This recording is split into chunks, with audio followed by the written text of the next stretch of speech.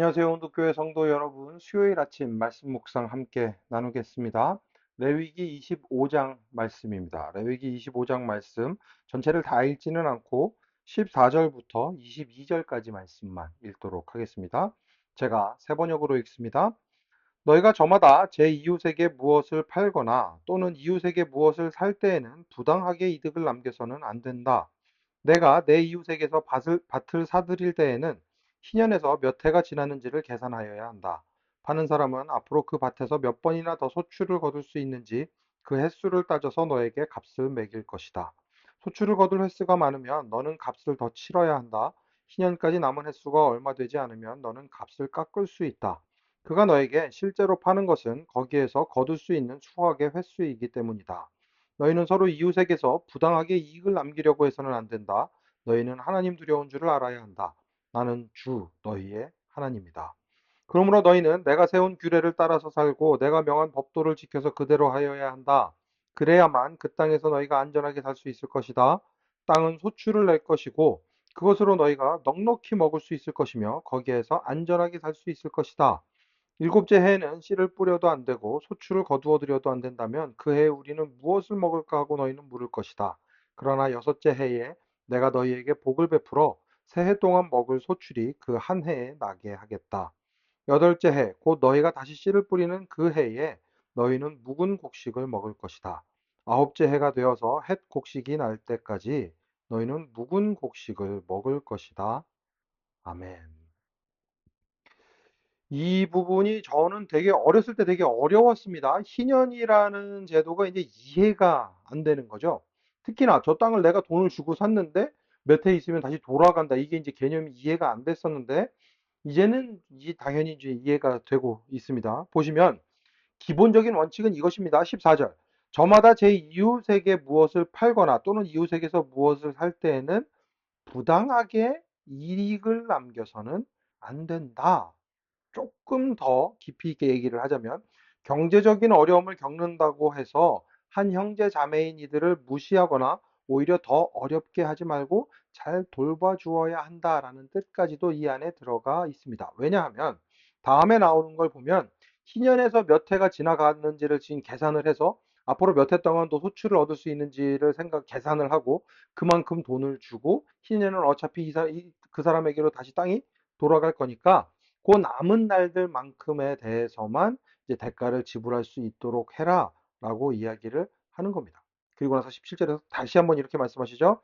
너희는 서로 이웃에게 부당하게 이익을 남기려고 해서는 안 된다. 너희는 하나님 두려운 줄을 알아야 한다. 나는 주, 너희 하나님이다. 하나님이 두려운 줄 아는 사람은 이웃을 속이거나 이웃에게서 이익을 취하려고 하지 않습니다. 잘 해줘야 합니다. 왜? 하나님이 두려운 분이기 때문에, 하나님이 보고 계시기 때문에, 나만의 하나님이 아니라 우리의 하나님이시기 때문에, 너희의 하나님이시기 때문에, 내 하나님이시기도 하고, 내가 지금 이렇게 함께 이렇게 경제적인 활동을 하고 있는 그 상황에서 그 형제의, 그 자매의 하나님이시기도 하기 때문에, 하나님이 보고 계신다. 하나님 두려운 줄 아는 사람은 형제 자매에게 잘해야 한다. 부당하게 이익을 남기려고 하지 마라. 열심히 일해서 이익을 남기는 건 그거야 뭐 당연히 할 수 있는 일이지만 부당하게 이익을 취하려고는 하지 말아라. 그러면서 18절. 내가 세운 규례를 따라서 살고 내가 명한 법도를 지켜서 그대로 해야 한다. 그래야만 너희가 그 땅에서 안전하게 살 수 있을 것이다. 땅이 소출을 내고 넉넉히 먹을 수 있을 것이며 거기에서 안전하게 살 수 있을 것이다 말씀하십니다. 그리고 나서 하나님을 신뢰하는 사람이 어떤 삶을 살 수 있는지에 대해서 이야기를 하시는데 희년 일곱째 해에는 씨를 뿌려서도 안 되고 소출을 거두어도 안 된다면 그 해 우리는 무엇을 먹을까 하고 너희는 물을 것이다. 그러면 여섯째 해에 내가 너희에게 복을 베풀어 새 해 동안 먹을 소출이 그 한 해에 나게 하겠다. 하나님 대단한 분이십니다. 계산이 아주 정확한 분이세요. 왜냐하면 이제 일곱째 해에 먹어야 되죠. 그리고 그 여섯째 해 걸 거두죠. 그리고 일곱째 해 거를 먹어야 되죠. 그리고 나서 여덟째 해에는 땅에다가 무엇을 심고 거두기까지 또 시간이 걸립니다. 그러니까 그것까지도 하나님께서 책임져 주시겠다. 그러니까 새해 동안 먹을 소출을 거두게 해 주시겠다 말씀하십니다. 와, 굉장하죠? 하나님 이렇게 아주 그냥 세심하게 챙기시는 분이십니다. 그러니 여기에서 중요한 것은 무엇인가? 하나님께서 이러면서 어떤 질문을 던지시는 건가 하면 너희들 나를 믿을 거냐? 아니면 너희 자신의 힘을 믿을 거냐? 아니면 내가 아닌 그 무언가를 믿을 거냐? 하나님께서 질문을 던지시는 겁니다. 하나님을 신뢰한다면 여덟째 해에 다시 씨를 뿌리는 그 해까지도 먹을 것을 주시는 분이심을 믿는다면 너희들 그렇게 살 거냐? 하나님을 두려워하며 살 거냐? 하나님을 믿고 살 거냐? 아니면 너희들 마음대로 너희 자신의 힘을 의지하며 살아갈 거냐? 하나님께서 질문을 던지시는 거죠. 이 질문에 대한 답을 저희는 이미 알고 있습니다. 다만 그 답대로 살아가는 게 참 어렵습니다. 저도 이게 장사를 하다 보니까 어렵습니다. 햄버거 집을 하면서도 어렵습니다. 이게 부당한 이득을 취하지 않으려고 하는 것, 양심의 거리낌 없이 살아가는 것, 생각보다 굉장히 힘든 일이라는 것을 아주 몸소 배우고 있습니다. 여러분들도 삶의 자리에서 아마 이런 일들이 많으실 겁니다. 하지만 그때마다 기억해야 하는 것, 하나님을 두려워할 줄 알아야 합니다. 나의 하나님은 내 앞에 있는 형제의, 자매의 하나님이시기도 합니다. 그 사실을 꼭 기억하시고 부당한 이득을 취하는 것이 아니라 열심히 살지만 또 함께 살기 위해서 애쓰는 여러분 되시기를 간절히 축원합니다. 함께 기도하겠습니다.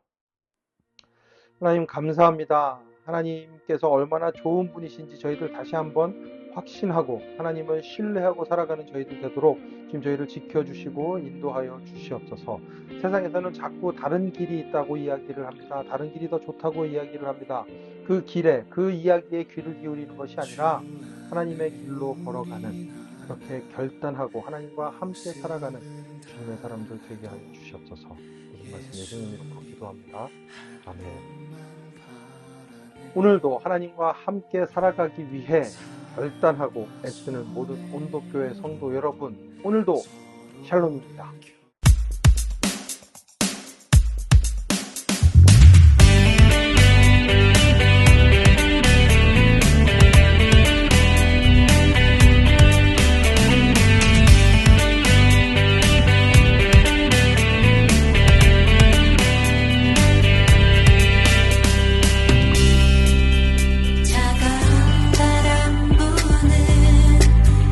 얼어붙은 세상에